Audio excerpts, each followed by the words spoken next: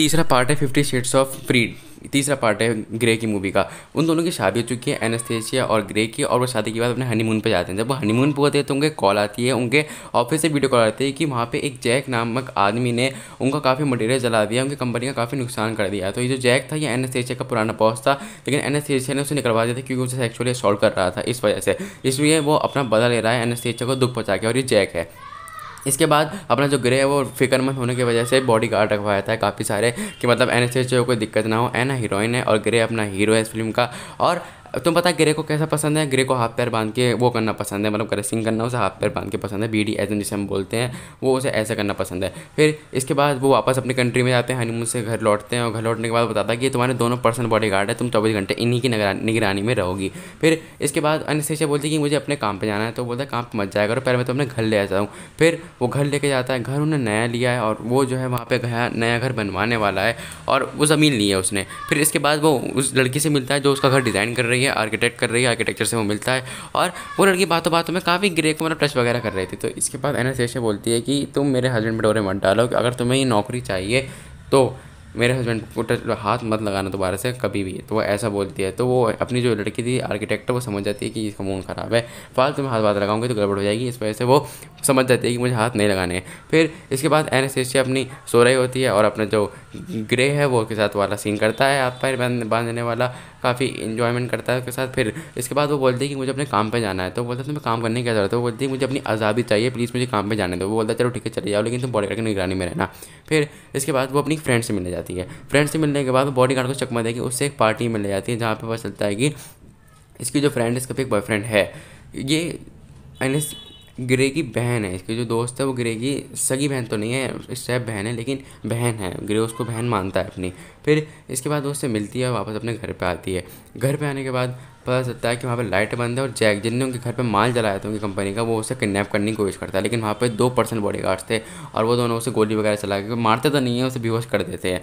फिर इसके बाद ग्रे उससे काफ़ी नाराज़ होता है, उन्होंने बोला था कि तुम मेरी निगरानी में रहना, हमेशा अकेली मत जाना। तो बोलती है आई एम सो सॉरी, ये वगैरह वगैरह होता है। फिर यहाँ पे ये वाला सीन भी होता है पैर बांधने वाला। फिर यहाँ पे वो सीन करते हैं, लेकिन ग्रे ज़्यादा नहीं करता, उसे छोड़ देता है। एनास्टेसिया को अपनी आज़ादी चाहिए, और ग्रे जो है उसे घुमाए लेके जाता है पायलट में। और आज़ादी के टाइम पे वो अपने सारे दोस्तों से मिलवाया था, क्योंकि उसे दोस्तों से मिलना बहुत पसंद था। फिर वो हाई क्लाइंबिंग पे जाते हैं, मतलब पहाड़ी पे चढ़ते हैं, ऊपर जाते हैं। वहाँ पे अपना जो हीरो है उसे ड्रेस वेस गिफ्ट करता है, मतलब सही से उसके साथ रोमांस करता है, रोमांटिक बातें करता है।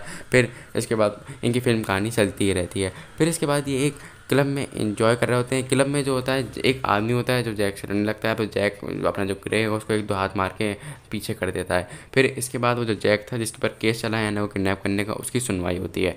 सुनवाई में पता चलता है कि जैक को ज़्यादा कुछ नहीं करने की वजह से बेल पे छोड़ दिया गया है। अब जब उसको बेल मिल गई है तो वो अब कुछ भी कर सकता है, लेकिन पुलिस की निगरानी में वो रहेगा। लेकिन फिर भी वो बहुत हरामी था, और वो समझ जाता है कि मुझे अब क्या करना है, और एना उसकी बेल की सुनवाई सुन रही होती है।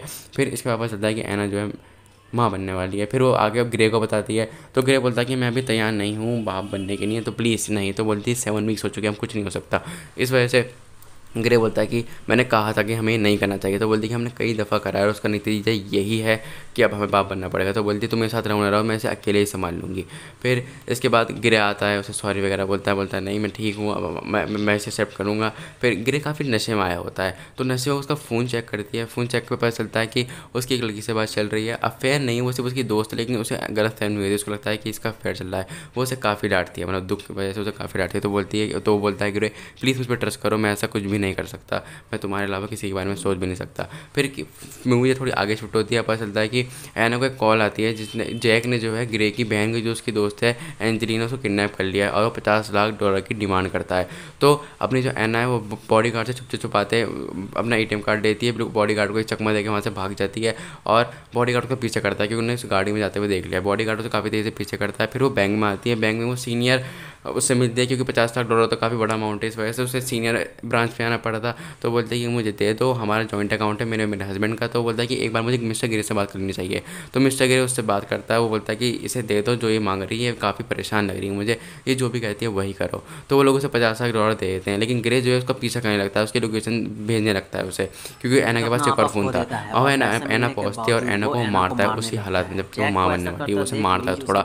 तो उसकी बहनों से रोकने की कोशिश करती है, लेकिन वो बोलता है कि नहीं मैं रुकने वाला। तो एना जो उसमें गोली चलाई थी, उसके पास एक गन थी, उन्होंने उसकी टांग में गोली चलाई थी। फिर वहाँ पे पुलिस आई थी, तो सेल्फ डिफेंस के चक्कर में उस पर कोई केस नहीं बनता। एना को हॉस्पिटल लेके जाया जाता है। एना बोलती है कि मेरा बेबी क्या था, तो वो बोलता है कि हमारा बेबी बिल्कुल ठीक है, और बोलता है I am so sorry and I love you, और मैं अब बेबी को एक्सेप्ट करने के लिए तैयार हूँ। तो बहुत ज़्यादा खुश होते हैं, और फिर इसकी जो आदत थी हाथ पैर मारने सीन करने वाले BDSM वाला, वो भी छोड़ जाती है।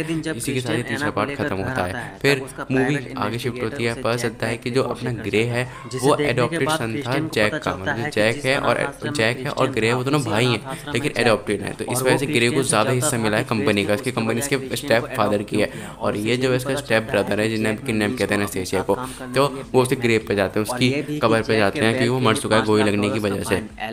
उसकी कब्र पे जाके वो सब फूल वगैरह चढ़ाते हैं, और फिर इसके बाद इनका जब बेबी हो जाता है, और फिर ये मूवी खत्म हो जाती है। इसी तीनों पार्ट यहीं तक जो मैं आपको सारे समझा दिए हैं। यार मेरे कंटेंट की बात ये अच्छी है कि मैं 6 मिनट मूवी समझा देता हूँ। तो हाँ, आप चैनल को सब्सक्राइब कर सकते हो और लाइक भी कर देना वीडियो।